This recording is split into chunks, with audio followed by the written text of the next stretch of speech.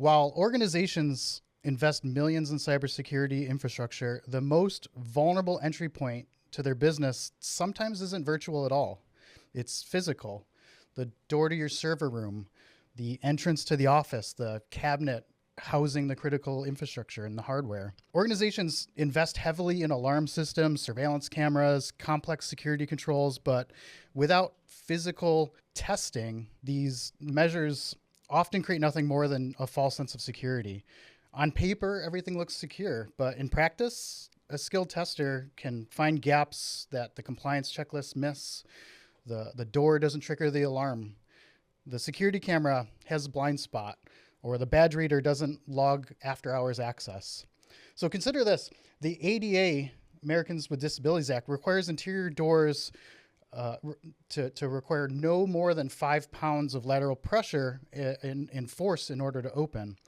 This regulation exists for a good reason. It allows facilities to be accessible for people with limited upper body strength. But the same requirement creates vulnerabilities. The lightweight door mechanism and those low thresholds allow these doors to be manipulated. The mandate for lever-style doors instead of knobs creates targets for specialized tooling to bypass those doors.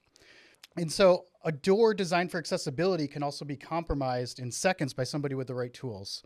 A thin metal rod slipped under a door can be used to manipulate the handle and prop open the door for later access without leaving any evidence of forced entry. Physical penetration testing identifies these vulnerabilities before malicious actors can compromise and exploit them. It's not about compromising accessibility, it's about maintaining both accessibility and security simultaneously. Today, we're examining some of the tools and techniques utilized by physical penetration testers, from lockpicks and social engineering tactics, bypass tools, in ways to see how they can manipulate physical and sophisticated security controls. We're going to explore why organizations that overlook physical security expose themselves to risks that no firewall can mitigate.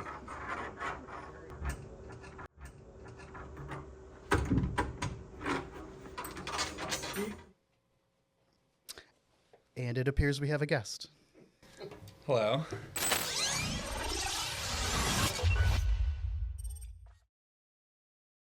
All right, so why don't you tell us who you are and what you do? Oh, man. Okay. You know me. I do. I know. All right. My name's Graham O'Donnell. I am a pen tester at Maltek Solutions. Some might argue that I'm the pen tester, depending on what we're doing. But I run network tests and physical tests for the most part. If it's web, I usually pass it over to Mike. Fair enough. So let's go back a little bit, because I really want to get into a little bit on how you and I first got synced up. Because nice. Yeah. There was a time years ago when we were doing this security meetup called IthacaSec. Yes, and I know that's how we first got together and how I met you. But like, how did you end up hearing about that? Because I don't know if I've ever actually heard that story. Like, how'd you learn about IthacaSec? And I literally just Googled meetups in Ithaca. I remember I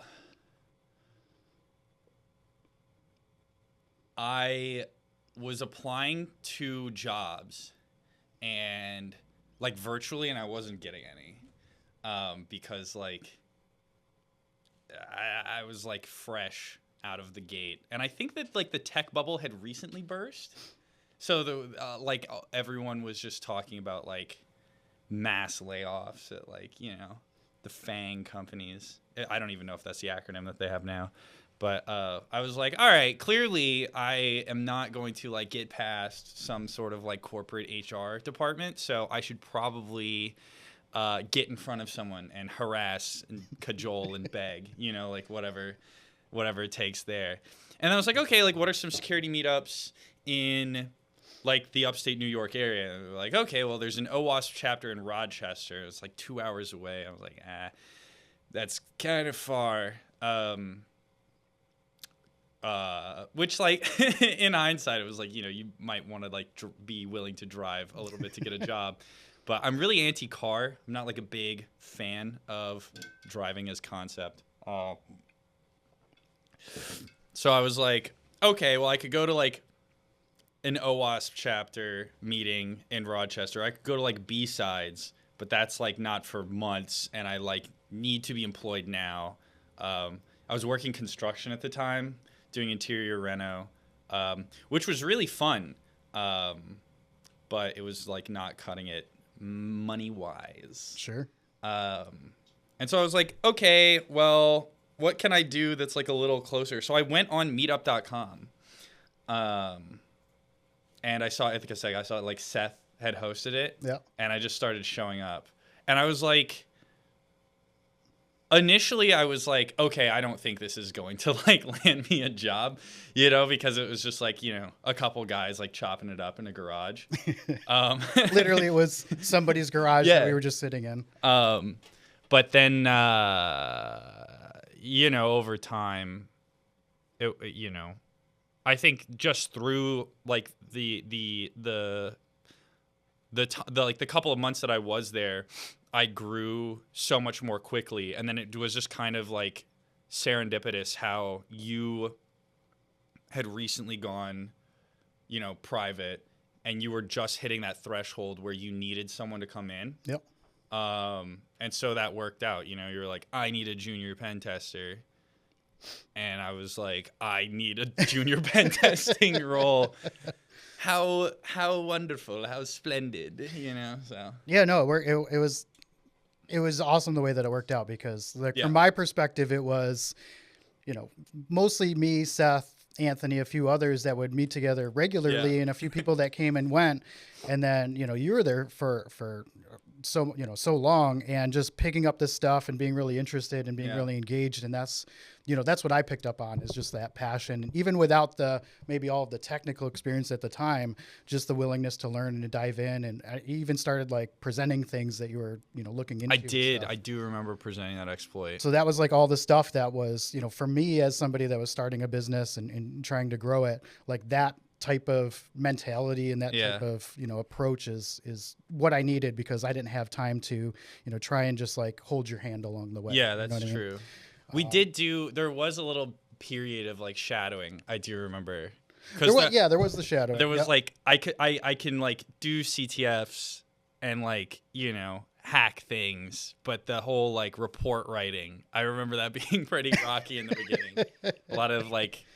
A lot of typos, a lot of formatting errors. It was more just so particular about the reporting. Yeah, the way that you wrote was very different than the way that I wrote, and it just took some time for us to, get onto the same plane with stuff. Because you had like the legal-ish background, right, that you were doing at school. Yeah, it was like pre-law, Yeah, so you had like that approach to your writing, and then the way that we were doing stuff with the reports for clients was a little bit different. But anyway, so fast forward a number of years, now, we're working together. You were literally the first employee for the organization. Yeah. And still going strong, but as we saw at the beginning, you came in with that tool. So one of the things that we do obviously is the hacking of systems, networks, applications. But today, I think we want to talk a little bit more about the physical security side. So sure. Before we break out all the goodies, like what got you into that physical security aspect? Versus the or maybe in conjunction with it. Yeah, so. I'm glad that you are bringing this up, because like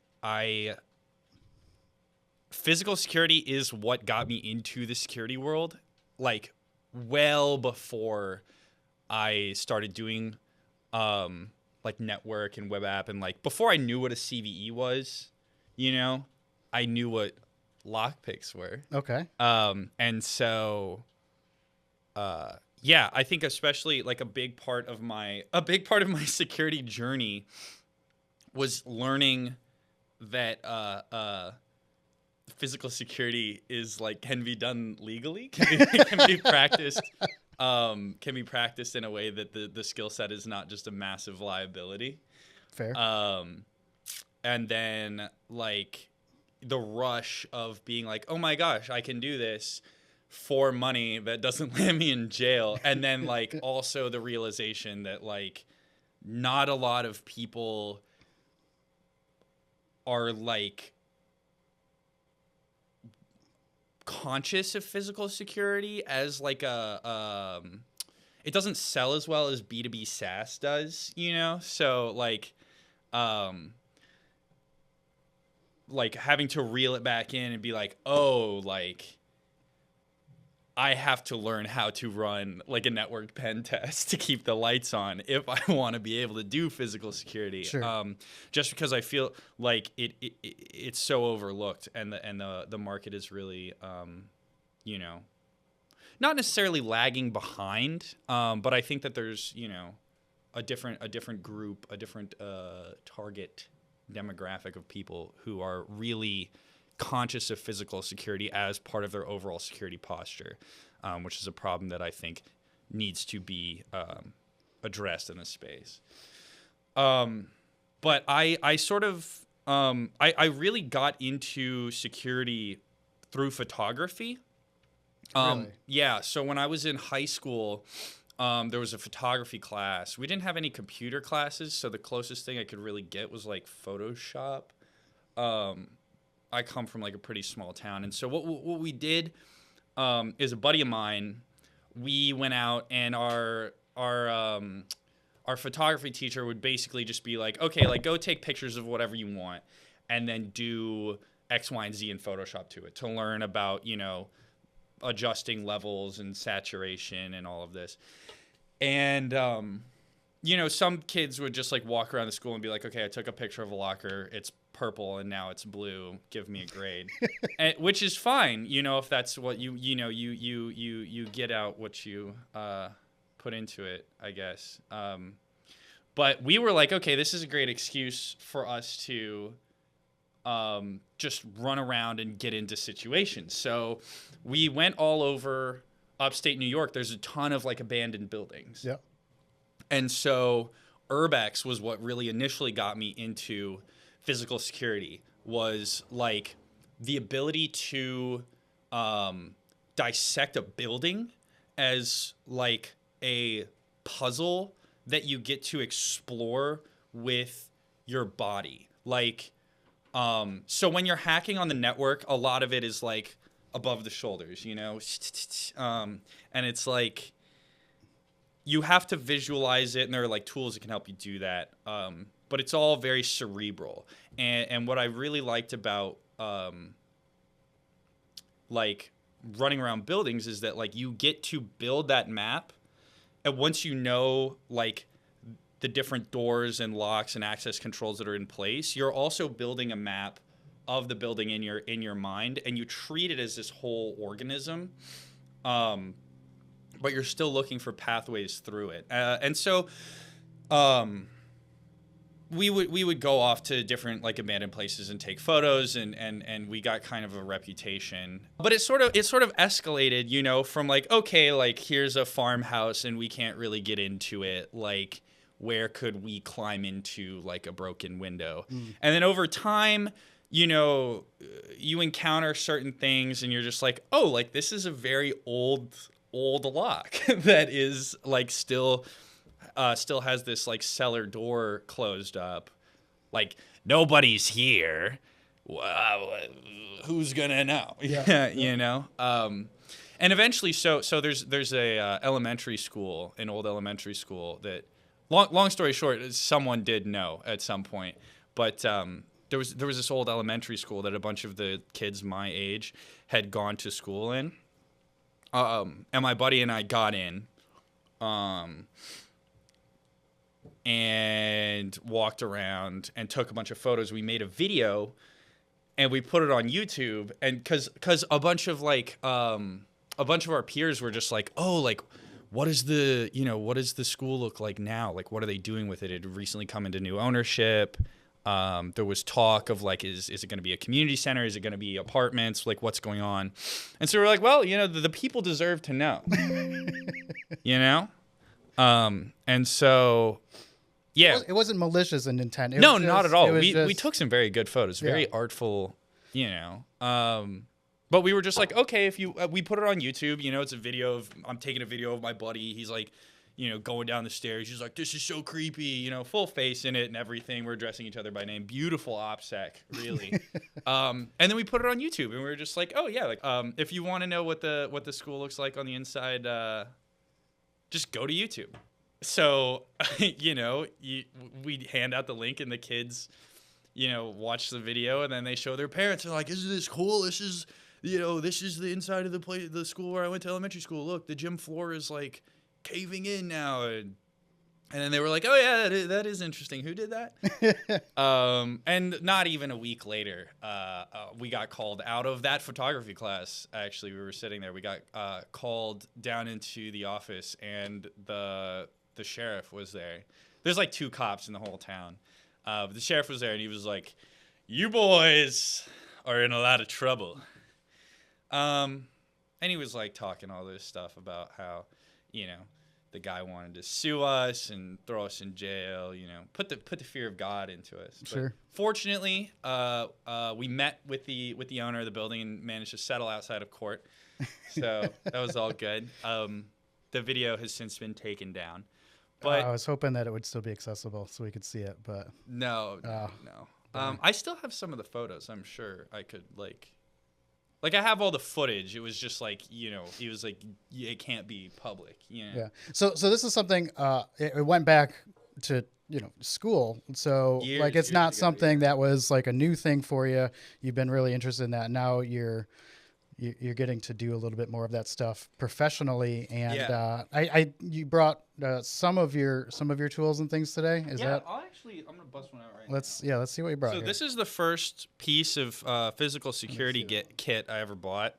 I bought it off of Red Team Tools, which is Deve's store. I don't know if he's like public with the URL. This is another thing. So I bought this to this is a latch slipper. You just use it to get past latches that don't lock properly if they like the little hook latches and eye things, or even more like bigger things than that, like the hook and eye sort of latches. Yeah. Okay. Yeah. You can use it in a lot of different ways. Twist. I'm not really entirely sure of the name for it, but there's a really common commercial door latch that's 3 triangles, and they kind of look like this. I don't know if we can get a shot of that, but I'll come up with it. We'll put it in the notes or something. But you can kind of rotate through it. Anyway, I bought it way back when to just to be able to get into stuff, and I still thought that it was this whole because when I watched videos of Deve, using it and whatever, he would always be like, oh, and we are selling this on the website, the website that shall not be named. And he was really cagey with the URL. And so I was like, oh, this is interesting. It's on the ClearNet, but he's trying to keep it on the DL because it's not almost like it's something you shouldn't have. Exactly. Be doing. Gotcha. Exactly. Okay. And so I still had the impression that buying this stuff was kind of shady and you shouldn't be doing it. It wasn't until way after after I was out of college that I was listening to Darknet Diaries, and they did FC's episode. I think it's episode 66. One of my favorites. Yeah, and he was he went on there and he was like, oh yeah, I do this for a job. And I was like, you guys are getting paid? What do you mean you guys are getting paid? And then I and then I seriously looked into it, and it was the core group exists. You know, these companies exist. They do it all the time. But it wasn't for years that I thought, because it's you buy these and then they just sit around. You're like, hey, it's something that I have and it's cool, but I was using them, but then the police show up Sure. for getting into the school, and I'm like, okay, it'll go on the back burner, and then I go to college. And I was like, oh, I don't really want this to interfere with I don't want to go to jail. I was on a pretty good path. Mm-hmm. I don't want to get some weird petty crime that messes with my record. So I did just kind of put it down. But then in college I joined a fraternity, and this is kind of the second evolution of it. Okay. Where I was building this kit out, because it was Where I went to school, there's quite a few fraternities, and they have they all have like magnificent houses. Like I'm seriously like 9,000 square foot literal mansions, 6 stories. It's absurd, and it's like common tradition kind of to like just as like a bit of like fooling around to like just go and like lift stuff from the other houses, you know, like you go to a party and Like as a prank, like exactly, you just you like leave there's with a something composite, which is like a kind of like a yearbook shot of everybody in it. You just kind of take it off the wall, you know, you walk out with it, and so again, like I have this fixation with architecture and like the way that buildings are constructed. And I just love exploring them. And I was like, wow, like each one of these is literally a Hitman level. And like the police on campus are not real, you know, like, which is not true. They have guns. They will get you. We saw it as an opportunity to like, you know, test the waters a little bit without it being was like, malicious. I'm going to get every single one. Yeah. I'm going to get every single one. Okay. I got to get a composite from every house. Oh, wow. Okay. Yeah. And I may or may not have done that. So so everything started off with the latch slipper. Yeah, this was the first piece of kit I bought, and it got me into a lot of places that I probably should not have been. And then again, it just like escalated more and more. So it wasn't like, you know, I was like, oh, like it's just a bit of fooling around. These guys have like Medico locks on their doors. I can't really get past that. Like, what do I do? Oh, it's a lever handle. I'll buy a UDT, you know, and it's just like piecemeal kind of assembling a kit as needed to get through these, 33 fraternities. Okay. Let's talk about the UDT. So not everybody is going to know what that means. Yes, I've got one right here. Let's talk about how that. I got into the studio today. Fair. So UDT, under door tool. This is an under door tool. Yeah. It goes under the door, with the assumption being that, you know, most lever handles only lock on one side. So if you're on the side that's locked, the other side will disengage the lock. So you kind of slip it under the door, and then you get this arch here right around the handle on the other side, and you give it a little pull, and and that's your third hand. And that'll get you in. Nice. And this is something that businesses will typically use in their facilities and stuff. So if there's enough space under the door, then that's a way to bypass. Well, sometimes even if there isn't, I gotta find my other toy. He's digging into some more. I have them all here. Even if there isn't, you can use an air shim. Okay. To kind of like make some space for you, because this thing's got a lot of force on it. It can apply a lot of force. We got that on audio.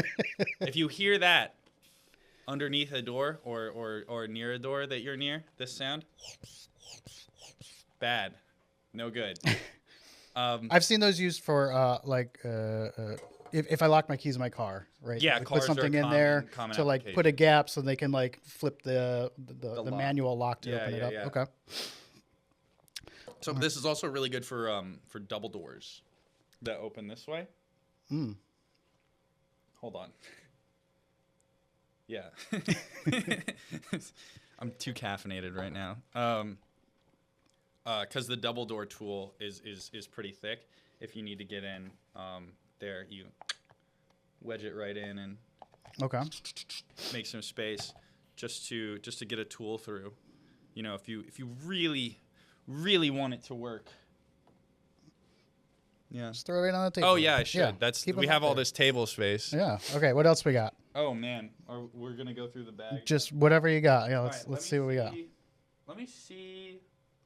I guess I did mention the double door tool. This is used to like punch through a double door.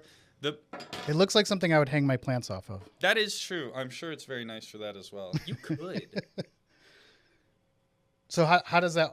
I'm not familiar with the double door tool though. So right now. So the double door tool,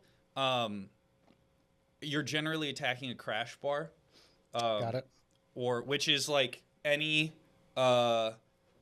like egress handle that goes across the door, right? And it's like a fire code thing.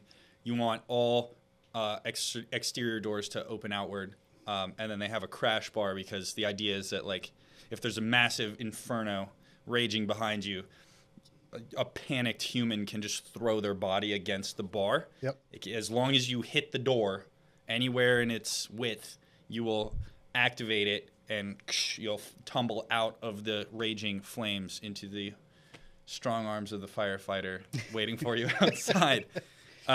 So this attempts to attack that. Sometimes there's like a pole in the middle of the door that is anti-DDT. DDT no likey. But oftentimes for convenience, just for like a throughput, it's like a throughput issue. You don't want someone to swing open the double door and smack their face, or sometimes people need to push a dolly through, and those poles are removable in some cases. But then again, there's the constant trade-off between convenience and security. Sure. You know, of like, oh, I'm sick of reinstalling the post, so I'm just not going to. Anyway, this attempts to punch through between the double door, right? It's a fitment. It's a fitment issue.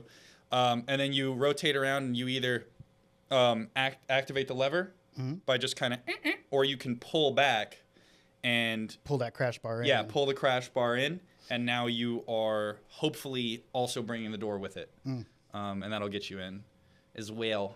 Nice. Let me see that on. Yeah, go for it. Should we plug companies while we go? I don't know. They're not paying us, but it doesn't. That's true. I guess we won't just for the sake of oh man opting for. We can lay it here. Yeah, we can lay it. Oh, I already said this was Red Team Tools. Red Team. Okay, cool. But that's fair. This is from Sparrows. Sparrows. Okay. Which I like. I like Sparrows as well. Like none of these would be things that I would feel concerned seeing somebody carrying around necessarily. Sure. Yeah. They don't look malicious. They're not. You just would look like a crazy person maybe, but maybe. Yeah. Here I could be like I'm picking up, maybe I'm like war driving. I could try to convince someone it's an antenna, but war driving sounds worse than, it's probably not the best pretext. Probably not. Yeah. So when you're out and about just like every day, are you just constantly evaluating buildings that you're going through and just that's looking tough. for? It's tough. Yeah. Sometimes I wish it wasn't like that, because I do feel like there are situations where I look really shady. But like, yeah, it's weird to feel like you're just, you're casing a joint anywhere. Sure. Yeah. I just there was a new cafe that opened up in my hometown recently, and I walked in and I'm just like, oh, interesting. There's like only 2 cameras in here. And then I just did a lap of like the perimeter, and I was like, oh, like there aren't any, there's like 1 exterior camera that's like kind of facing in, and I was like, oh, okay. And I was like, looking at like where the POS terminals are relative to the surveillance, what kind of like locks they have, and it was like, I think they have, well, yeah, I'm not, I probably shouldn't like reveal any potential vulnerabilities like on air. Sure. But like I was like, I think there are some things that I need to like talk to them about. I know the owners. So yeah, but it's just it is odd to be like even when we came here, I was just walk to the back, see what's going on, see if anyone will stop me. I think that's the biggest problem is like when people hang out with me, especially if they're not used to it. Like I am testing doors. Oh yeah, always. I've experienced that with you, and it's borderline uncomfortable at times because that's not me, right? That's not like, I'm not the person that would go and do these physical security tests. I just don't. Yeah. I don't know. To me, it's just too off-putting. It no, yeah, and there's a sign on there, right? It's like authorized personnel only, and then you push it and it's open, and I'm like, all right, well, I guess I'm authorized because I'm going through the door, And when I'm alone, I definitely have like a wandering problem of like, I'll just be like, la la la la la, and then I'm like, who's gonna stop me, which is maybe not the best, but it's not really. I'm not, it's not like I'm doing it in like high security facilities. I actually a couple of weeks ago I was in DC, catching up with friends as I was driving back up from Florida. Yep. I went to the Library of Congress because I love libraries. I love books. And I'm already getting uncomfortable. okay. No, go ahead. And I went. So there's 3 buildings that are connected. Well, a lot of the Capitol Hill area is like there's tunnels that you can get back and forth between the buildings in. And I remember walking in. I waited in line. I got there early. I waited in line. I hate waiting in lines because I know that they there's always a way around them now. And so I did the touristy thing. I was like, wow, this is a beautiful building. You could seriously, if you have never been to the Library of Congress, you should go, even if you're illiterate, because the architecture is so beautiful. You could seriously spend all day just looking at the masonry, and the friezes and the murals and stuff. It's astounding. I was seriously dumbfounded, just wow, But so I get in. Right, I think we fast forwarded a little bit. So you didn't want to wait in line, and No. you just decided to just walk around, check things out, and Yeah.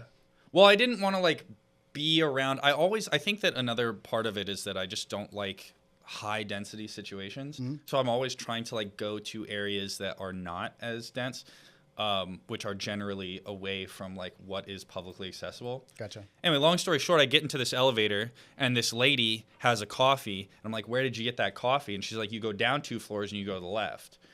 Well, it turns out that down 2 floors is in the tunnels and nobody down there, everyone down there has a badge and high-vis on.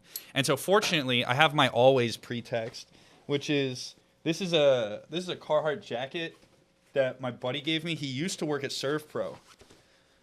Okay. So it's the Carhartt Serve Pro, super rare. But if I just walk around a maintenance tunnel with this, people see Carhartt, they see Serve Pro, they're like, And Probably have a reason to be there. yeah, and so I don't want to. I kind of want to gatekeep it because I did end up talking to the employees, and they're kind of they're not very enthused that the maintenance tunnels are open to the general public anymore. But I did find the employee coffee shop, and I got an Americano for $2 with tip. That was awesome. Lem's Cafe, but I'm just kind of carousing around the buildings, and I explore them. I go over to the Madison building. I go up onto the 6th floor. There's a wonderful cafeteria over there. But it's all researchers and people who work on the Hill, really. Mm-hmm. So it's I was eating at an off hour and it's dead. There's 6 people. It was awesome. But I go back down and I decide to go over to the Adams building. And this guy, I come to the end of this hall, and it's a 4-way intersection. One is the way I came from. To the left, it's very much when they have 10 signs around an entrance, you don't mess with it. To the right is a all black door with a HID card reader. Okay. I'm like, okay, well, I'm not whipping out the flipper here, know. Yep. As if I could do anything with it. And then the front was kind of a blind curve. And I was just I kind of spun in a circle 3 times, not really sure where to go. And this guy just appeared. And he was wearing an Architect of the Capitol outfit, which those are that's the maintenance personnel. They do all of the, restoration work, etc. And he was like, hey man, what are you doing here? And I was like, oh, I'm just walking around, and he was like, I know everyone who works here. You do not work here. And I was like, all right, you got me. But he was like, nah, it's cool.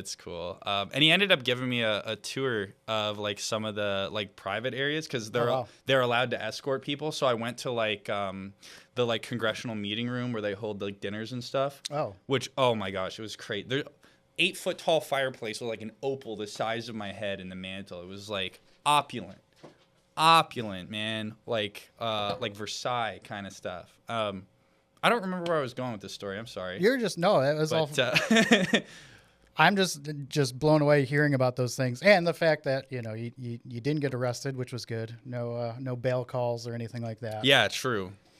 But no, the overall topic was just like evaluating those security controls and buildings just wherever you happen to be. Thank you for reeling it back in. Yeah. Yeah. But the point being that I never would have gotten that experience if I just didn't start wandering. Yeah. And it's like, as long as you don't violate like obvious, like, as long as you don't start tampering, you can get further than most people are willing to go. Just by being willing to wander, because like in getting where I got in the LOC complex, I never violated a law. I just walked, like I stopped when the signs were like don't go past this. I stopped there and it's fine. But even then, it's like the hallway that I was in when the AOC elevator tech, when I met him, the hall that I was in was right next to a vault. He was like, "Do you see this vault right here? There's a safe door." And he was like, this vault extends back like 40 feet. It's got everything that has ever been written in Congress and the Senate. Wow. Just all the paper back to like the beginning. Yeah. And it's just like, I never would have seen that if I hadn't been willing to wander. Yeah. And I think that really has like driven my excitement for physical security, and just like is because it's like all of these are just like ways to enhance my ability to explore, to see what other people do not get to see. And then there's also, I can sell that passion by being like, if you don't want someone to see this, right. I'm very good at seeing things that I'm not supposed to see. So I can tell you how to stop other people from doing it. Yeah, it's that situation where somebody expects or assumes that their security is operational and protecting them, but how do you actually know that unless you have somebody try and bypass that? Unless you let some goober wander around in your building, and try to convince people that he's there with ServPro. Yeah. So any other tools that you brought with us? Yeah, dude, I could go. Yeah. Let's break out a few more. Tools. We still got time. Yeah. Okay. This one's fun because it looks like a weird spaceship. This is a tubular lockpick, and we'll bust out the decoder. So this is like a lockpick / decoder for a tubular lock. You know about this. Yep. But if you've ever seen like how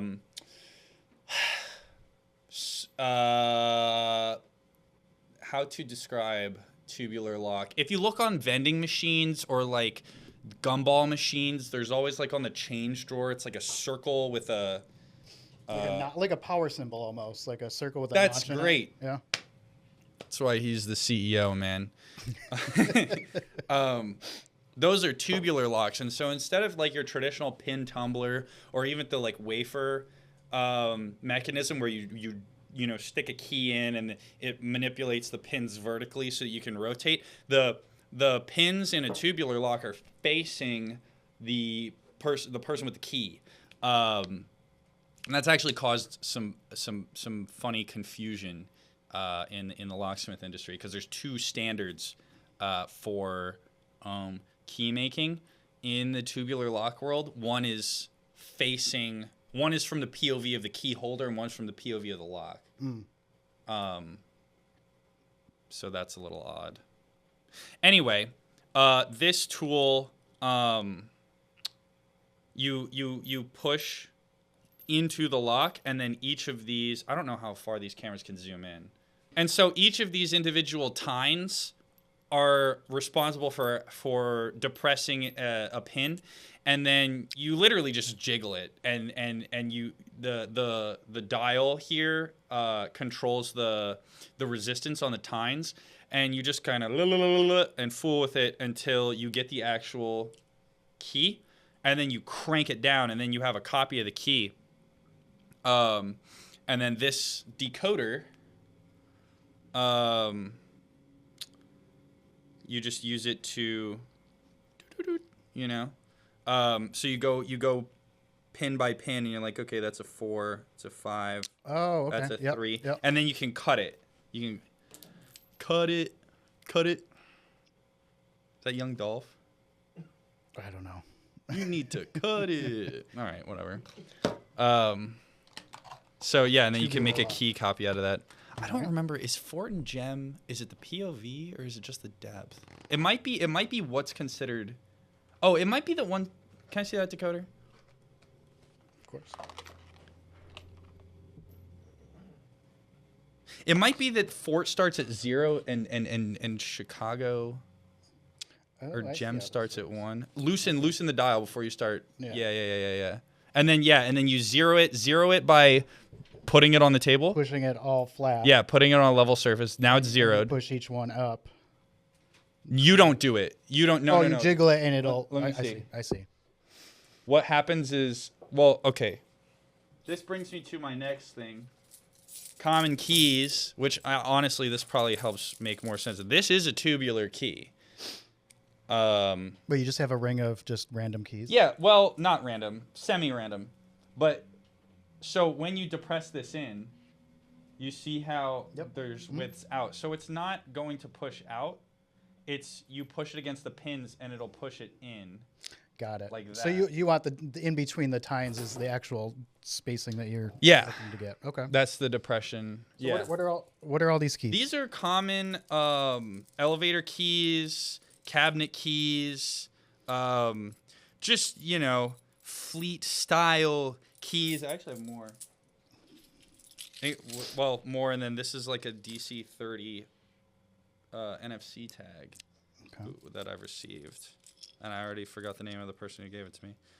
But it was very kind of them. And then 2 cabinet keys, CH751 and the C415A, which are, they just unlock like filing cabinets and whatnot. Just like a standard. Yeah. Well, yeah, Common. for convenience and like mass production, a lot of keys for like common, like whatever, like that AV cabinet, they're just like, oh, we put the same lock on it, and then you make 10 million of them, and you throw them on every cabinet, and then you ship it out to, whatever 600,000 square foot facility needs 10 million filing cabinets. No, seriously. Yeah. And then it's like the maintenance guy only has to carry 1 key, and then you just pray that the employees are not putting like SCI information in the fleet keyed cabinet. Elevator keys too. Very important because they let you, if you don't have employee credentials, but you're in an elevator, sometimes you need a badge onto different floors. Yeah. But if you have the first responder key, you can just go to the floor. Just whatever floor you want. Pokemon go to the floors. Okay. Yeah, whatever floor you want. And most of the time, you can get there and just blow by everybody else who's waiting. So just directly to the floor that you want. directly to the floor that you need to. Because the EMT, if the EMT gets into the elevator, needs to go up 40 floors, they don't want to stop at 25, 27, 31 to pick up random people. You want to go right there and start, doing the chest decompression or whatever you need to do. And then this is a fun one. This is a Caterpillar fleet key. I've never Oh gosh. I've never used it. And then this is like a golf cart key. This one I've tried to use, but it has never worked, and I'm starting to think that I may need to like cut it or just use a jiggler. Which brings me to the next. How are we doing on time? How many more of these could I get us through? We're at 46 minutes, so you got... Oh, we got time.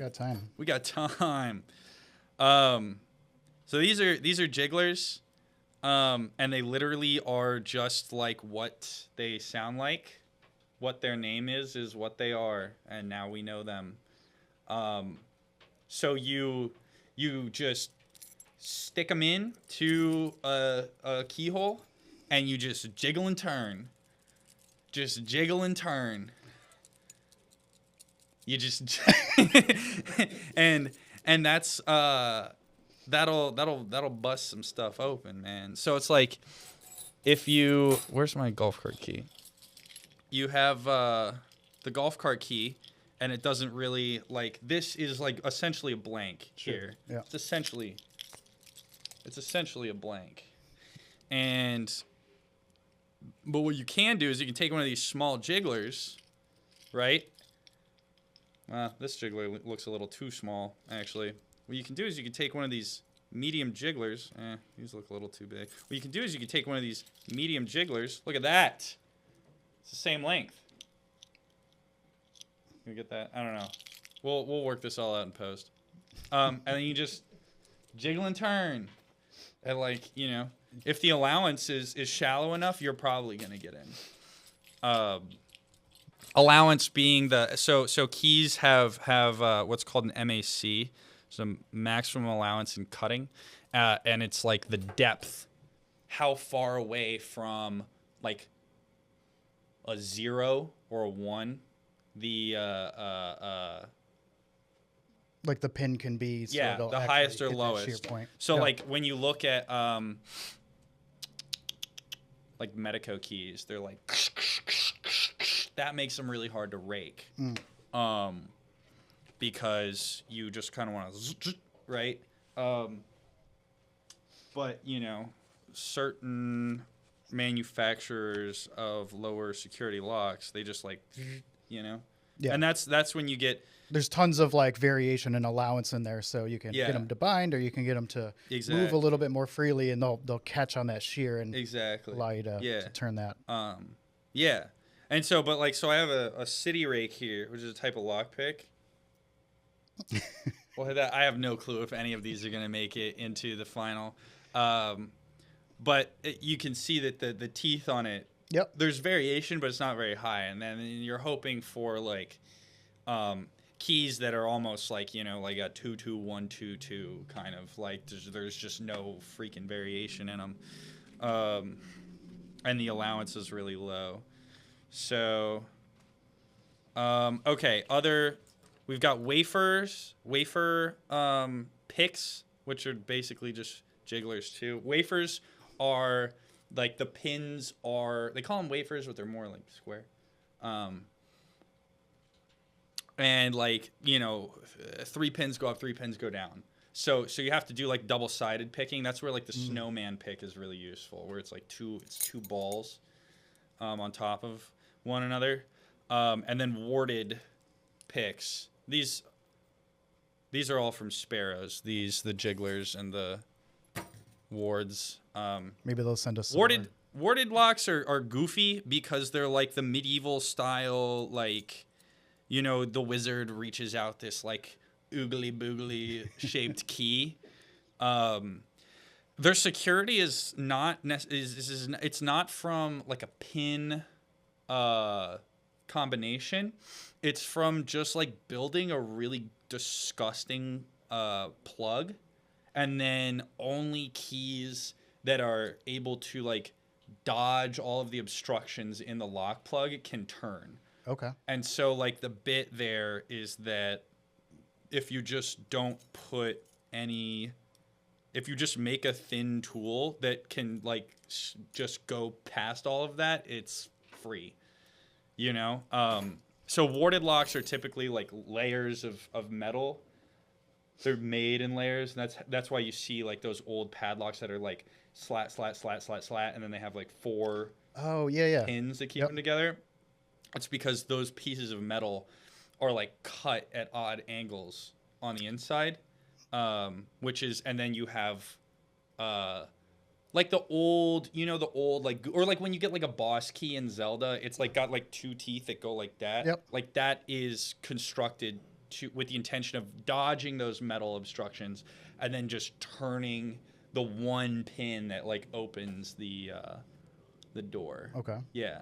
So it's like, it's like an Adam's right style thing where you just like pull and it, you know, and then you fight the boss on the other side. I have one over here too. Actually, I don't know. You brought toys. I brought a few. You brought toys. I brought a few. I don't know where they. Oh, there. I'm gonna put these back. 1 second. Actually. Hello. This is one that you talked me into. I talked to you last year or year dope. before. Ye old hall pass. It's called the Hall Pass. Hall Pass. That is cool. Now, explain this one a little bit for the people that don't understand the hall pass. I've actually never used my hall pass. I have one. I've never used it because it serves a very similar function as the Shrum tool, the Carolina roller, the latch slipper. And so yeah, it's just the same idea of like you reach over the latch and then pull.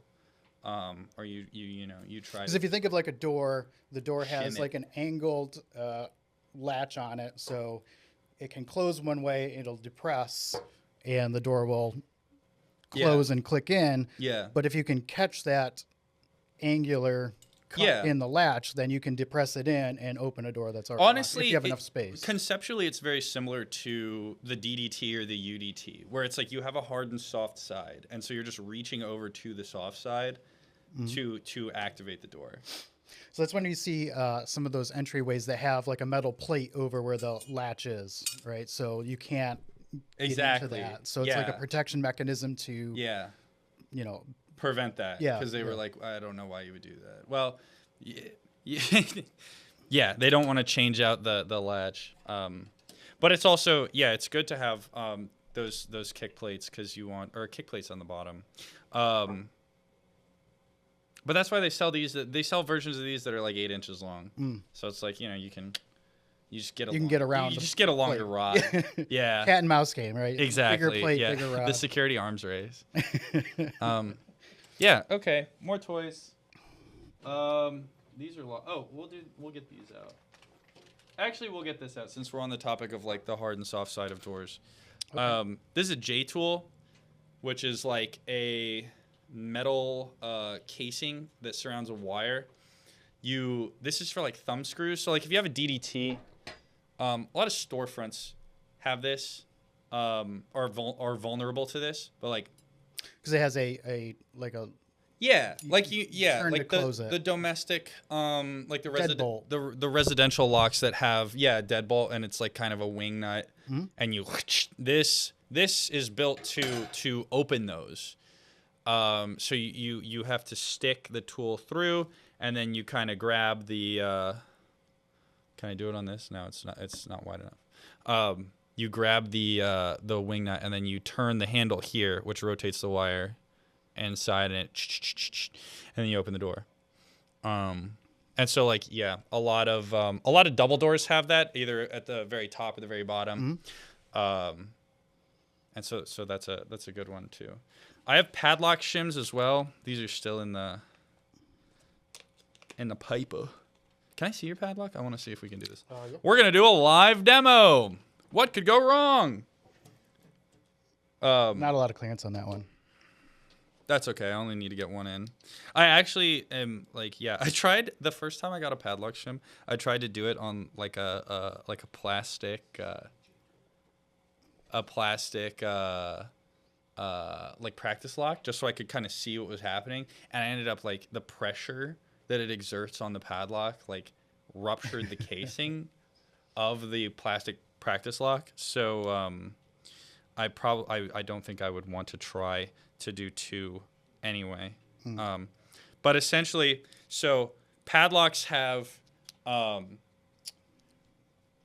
key comes up through the wrong side. The key comes up, and when you turn the key, it rotates the plug, which has this like fork that pulls in these 2 wedged pieces of metal, and those are what obstruct like the shackle itself. So when you have a padlock shim, you're just trying to get in between. There's not a lot of clearance on this puppy. You're getting in between and just depressing that so that you can lift it up. Because oftentimes they're angled with the slope side facing up. Again, so that you can close it and get that to latch. Yeah. Wait, yes, mechanically that is required. That's a very good point. But so you're trying to just push down, and you're taking advantage of that angle there to like, and then if you do it on both sides, the lock will pop open. This one won't, but I'm sure this one will. Yeah, that one's. I'm sure you could breathe on this wrong. Yeah. And it would pop open. I think we got time for one more, maybe 1 or 2. One more. Yeah. one more. Okay. Let's do one or two. Wow, I brought my screwdriver and my binoculars as well. Those are important tools, but they're not as everyone knows what screwdriver and binocular do. So we might cover those later. We might want to do like a whole walkthrough of the bag at some point. This is a hammerless hinge attacker. So Okay. if hinges are not installed properly, they can be like popped out from underneath.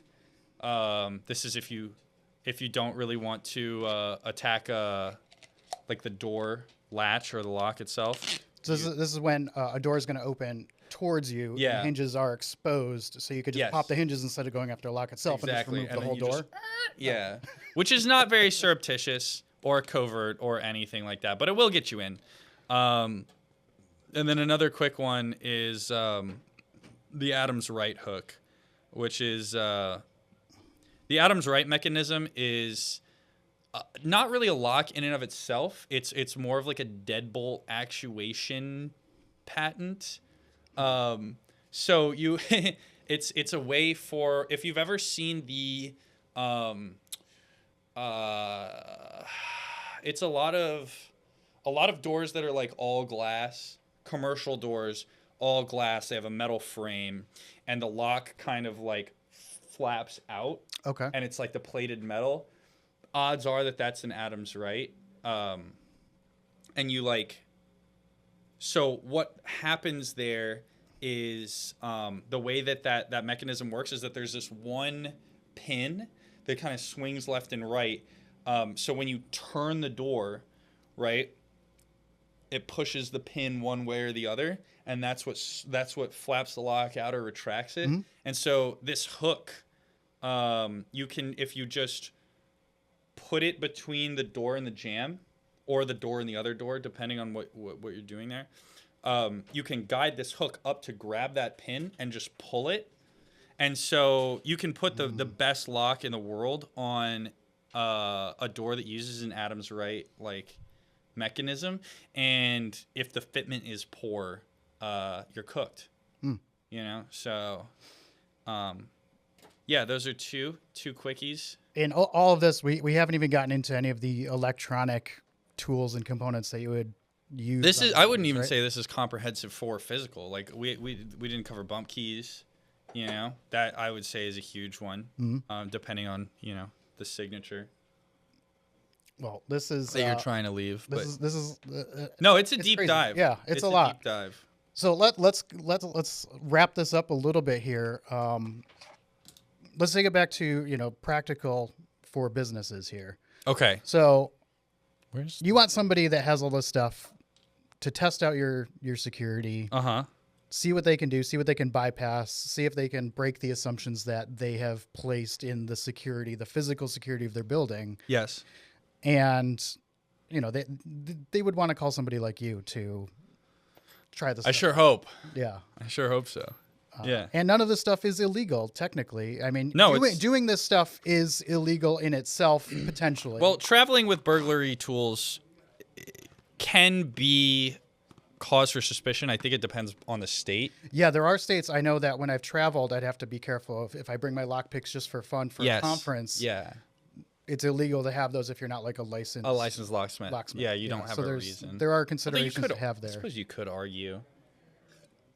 Yeah. It's part of our job.